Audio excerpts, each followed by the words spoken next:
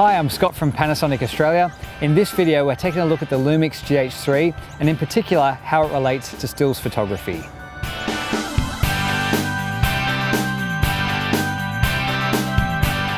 So the Lumix GH3 is Panasonic's newest camera in the Micro Four Thirds category. For those of you who aren't familiar with Micro Four Thirds, what it is a system that has a 4/3 SLR sensor.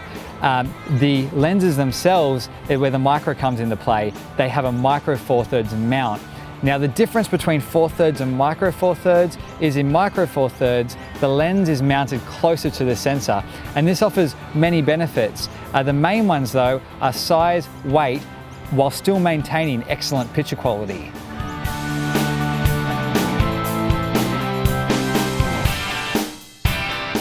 So size and weight is a real benefit of the Micro Four Thirds system, but it's not just size and weight of the bodies that is a benefit, it's also the lens system. Now this system was first developed in 2008, and in these few years that have passed, it has really grown into a very mature system. In 35mm terms, there are lenses that cover anywhere from 14mm all the way to 600mm telephoto. We also have fast primes and fast zoom lenses as well. And these lenses are optimized for this system. They're lightweight, they're small in size, and the picture quality is optimized for the Micro Four Thirds system.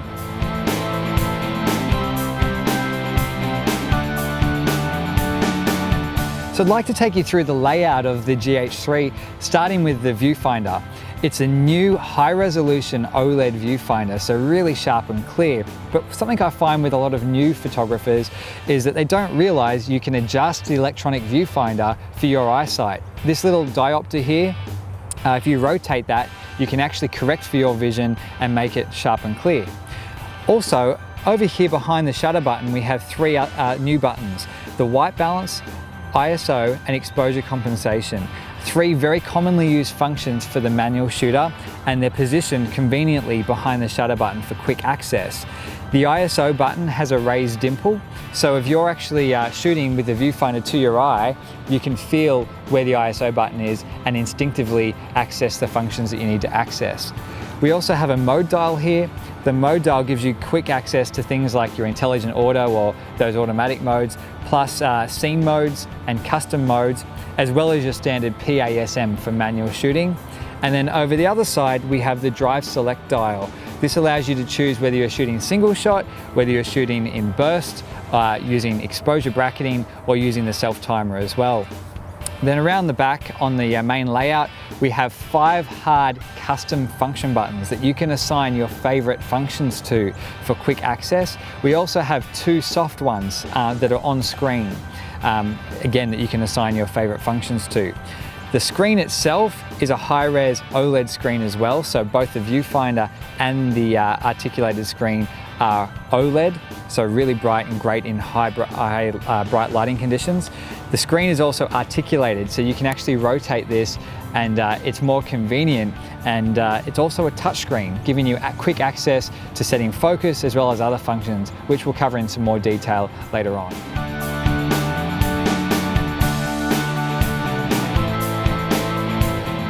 So in the stills menu, starting with photo style. Photo style gives JPEG shooters a lot of control over the type of look they want from their shots. So there's a few presets in there like standard, vivid, natural, etc.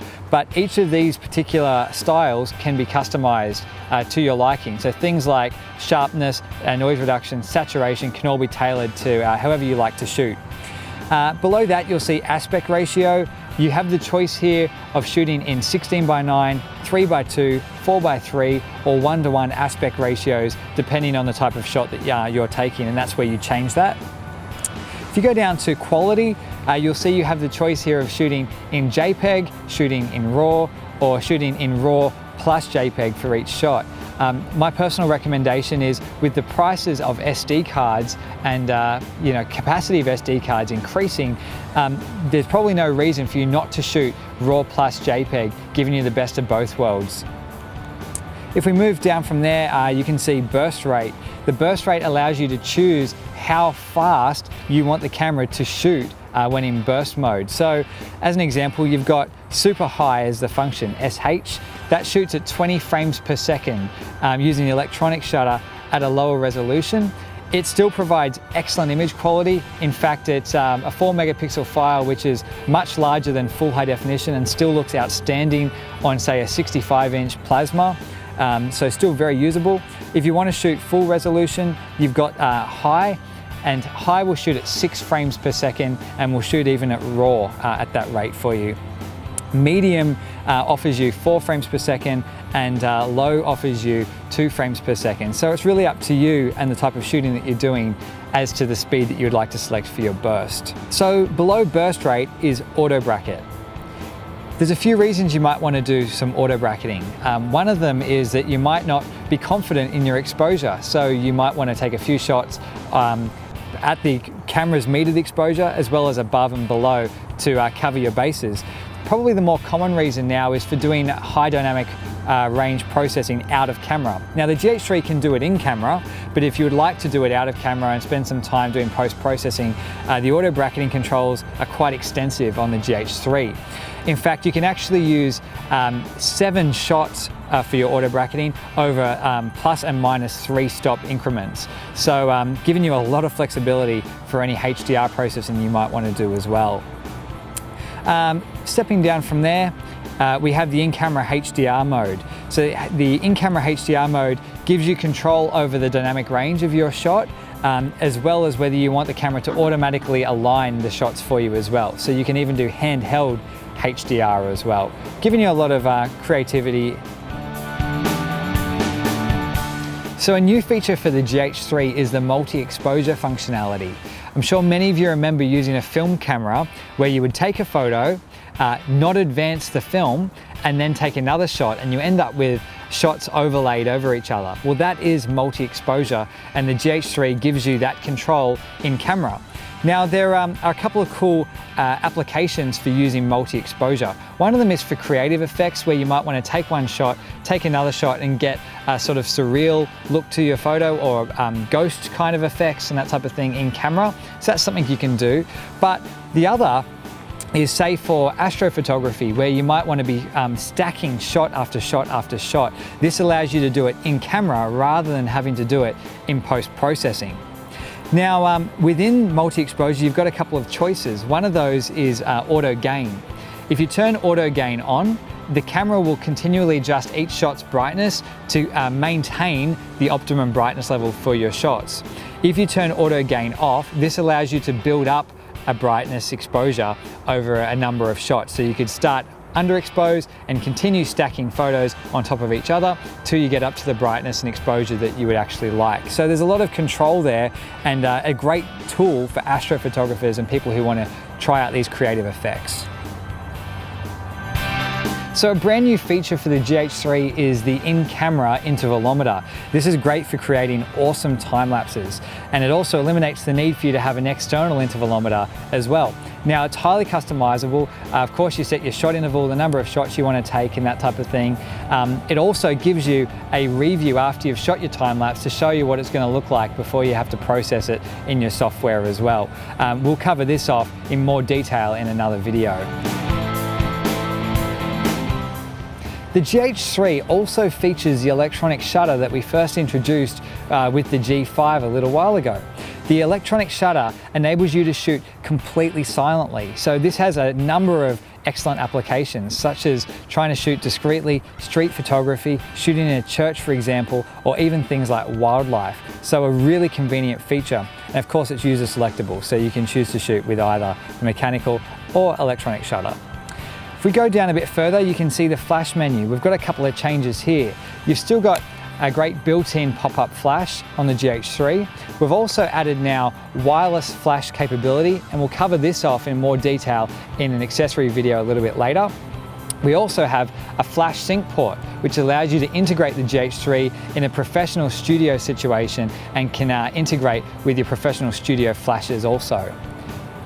Going down a little bit further, you see the ISO increment function. This allows you to choose whether your ISOs stops are in 1-stop increments or whether they're in a 1/3 of a stop increments. So for professionals or anyone who wants to shoot manual and get to that detail, that's something that you'll like to have control over. Extended ISO gives us a couple of stops of improved noise performance over the GH2, allowing you to shoot higher ISO with cleaner output. We also have ISO range up to 25,600 now for those low light situations where there's no other choice to get the shot you want.